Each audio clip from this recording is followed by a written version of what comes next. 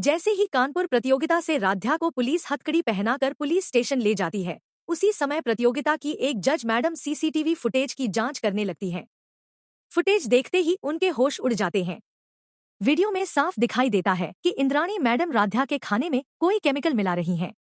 जज मैडम तुरंत वह वीडियो पुलिस को भेजती हैं और कहती हैं, इंस्पेक्टर साहब, यह वीडियो देखिए। इससे साफ साबित होता है कि राध्या पूरी तरह बेगुनाह है और इंद्राणी मैडम ने उसे जानबूझकर फंसाने की साजिश रची थी। वीडियो देखते ही पुलिस अधिकारियों को पूरी सच्चाई समझ आ जाती है। वे तुरंत इंद्राणी मैडम को गिरफ्तार कर लेते हैं। इंस्पेक्टर सख्त लहजे में पूछते हैं, सच सच बताइए, आपने राध्या को फंसाने की कोशिश क्यों की? घबराई हुई इंद्राणी आखिरकार सच कबूल कर लेती है। वह कहती है, मैंने यह सब इसलिए किया ताकि राध्या कानपुर प्रतियोगिता न जीत सके। लेकिन इस साजिश में मैं अकेली नहीं थी। राध्या की दादी ने ही मुझे यह सब करने के लिए कहा था। यह सुनते ही राध्या के पैरों तले जमीन खिसक जाती है। वह अविश्वास से इंद्राणी की ओर देखती रह जाती है। उसकी आंखों में आंसू भर आते हैं। कांपती हुई आवाज में वह कहती है, नहीं, मेरी दादी ऐसा नहीं कर सकती। आप झूठ बोल रही हैं। इंद्राणी जवाब देती है, मैं झूठ नहीं बोल रही। मेरे पास सबूत है। तुम्हारी दादी ने मुझे फोन करके कहा था कि किसी भी कीमत पर तुम्हें प्रतियोगिता से बाहर करना है। इंस्पेक्टर पूछते हैं, क्या आपके पास उस बातचीत की रिकॉर्डिंग या कोई मैसेज है? कुछ पल चुप रहने के बाद इंद्राणी कहती है, मेरे फोन में कॉल रिकॉर्डिंग और मैसेज मौजूद है। पुलिस उनका फोन जब्त कर लेती है।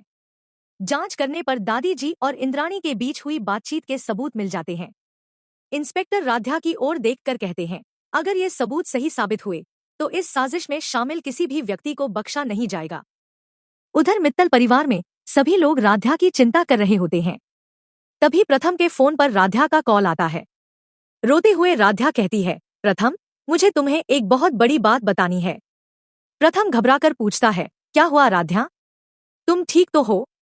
राध्या कहती है, मुझे फंसाने वाली इंद्राणी मैडम थी, लेकिन उन्होंने पुलिस के सामने कहा है कि यह सब दादी जी के कहने पर किया गया था। यह सुनते ही प्रथम के हाथ से फोन लगभग छूट जाता है। वह कॉल स्पीकर पर लगा देता है।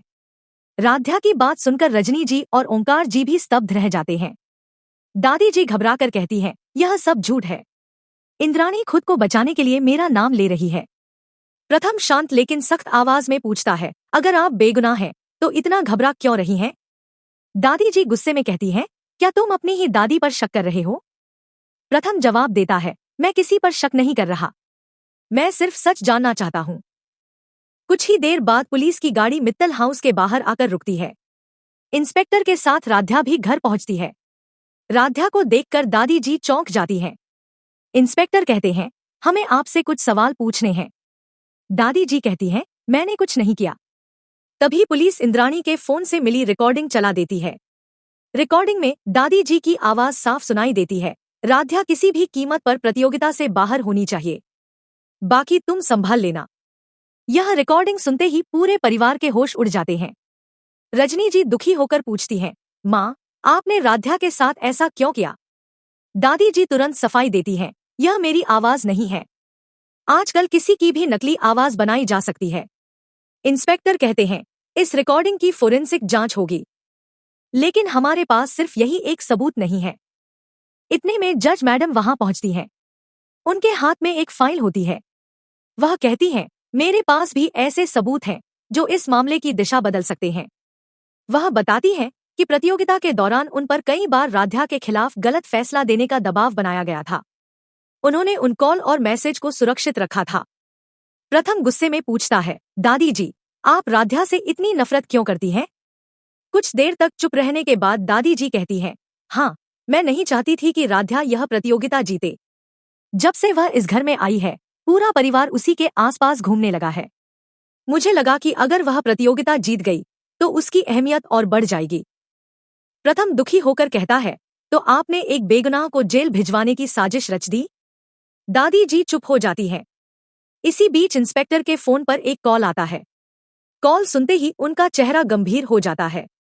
वह बताते हैं कि इस मामले में एक और व्यक्ति भी शामिल है।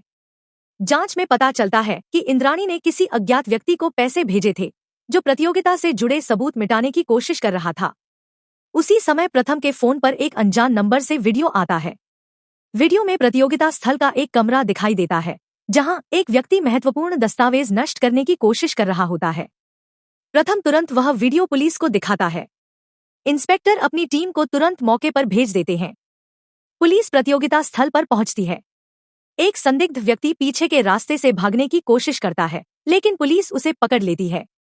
उसके पास से प्रतियोगिता से जुड़े दस्तावेज, नकद पैसे और एक मोबाइल फोन बरामद होता है। पूछताछ में वह व्यक्ति डरते हुए कहता है, मुझे सिर्फ सबूत मिटाने के पैसे दिए गए थे। इस पूरी साजिश के बारे में मुझे कुछ नहीं पता। इंस्पेक्टर पूछते हैं, पैसे किसने दिए? वह जवाब देता है, इंद्राणी मैडम के एक आदमी ने। अब पुलिस को समझ आ जाता है कि मामला सिर्फ राध्या को हराने तक सीमित नहीं था, बल्कि सच्चाई छिपाने की भी पूरी कोशिश की गई थी। पुलिस स्टेशन में राध्या इंद्राणी के सामने खड़ी होकर कहती है, आपने मुझे हराने की कोशिश की, मेरे सम्मान को ठेस पहुंचाई और मुझे अपराधी साबित करना चाहा। लेकिन आपने एक गलती कर दी। आपने सोचा कि सच हमेशा के लिए छिप जाएगा। इंद्राणी शर्म से सिर झुका लेती है। इंस्पेक्टर बताते हैं कि उपलब्ध सभी सबूतों की जांच के बाद आगे कानूनी कार्रवाई की जाएगी और जिसकी जितनी भूमिका साबित होगी, उसके अनुसार कार्रवाई होगी। राध्या कहती है, मुझे बदला नहीं चाहिए, मुझे सिर्फ सच चाहिए। अगली सुबह जांच रिपोर्ट आती है। रिकॉर्डिंग की प्रारंभिक जांच में आवाज दादी जी की होने के संकेत मिलते हैं। साथ ही डिजिटल रिकॉर्ड भी सामने आते हैं, जो दादी जी और इंद्राणी के बीच संपर्क की पुष्टि करते हैं। पुलिस दोबारा मित्तल हाउस पहुंचती है। इंस्पेक्टर कहते हैं, हमें आपसे आगे की पूछताछ करनी होगी। इस बार परिवार का कोई भी सदस्य दादी जी के बचाव में नहीं आता। रजनी जी आंसुओं भरी आंखों से कहती हैं, माँ, अब बात सिर्फ परिवार की नहीं रही। आपने एक बेगुनाह की जिंदगी बर्बाद करने की कोशिश की है। प्रथम राध्या का साथ देते हुए कहता है, अब फैसला सबूत और कानून करेंगे। जैसे ही पुलिस दादी जी को पूछताछ के लिए ले जाने लगती है, वह अचानक कहती है, रुको, पूरी सच्चाई अभी किसी को नहीं पता। सबकी नजरें उनकी ओर उठ जाती हैं। इंस्पेक्टर पूछते हैं, क्या मतलब? दादी जी कहती हैं, मैंने इंद्राणी से राध्या को प्रतियोगिता में हराने के लिए जरूर कहा था, लेकिन उसे आपराधिक मामले में फंसाने की योजना मेरी नहीं थी। राध्या हैरान होकर पूछती है, तो फिर वह योजना किसकी थी? दादी जी कहती हैं, उस इंसान की, जो पूरे समय हमारे बहुत करीब था। पूरा परिवार सन्न रह जाता है। प्रथम पूछता है, कौन है वह? जैसे ही दादी जी उसका नाम बताने वाली होती हैं, तभी इंस्पेक्टर के फोन पर एक नया वीडियो आता है।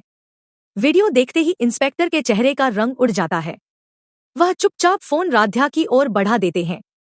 वीडियो में एक ऐसा व्यक्ति इंद्राणी से गुप्त रूप से मिलता दिखाई देता है, जिस पर मित्तल परिवार ने कभी शक भी नहीं किया था। वीडियो देखते ही राध्या स्तब्ध रह जाती है।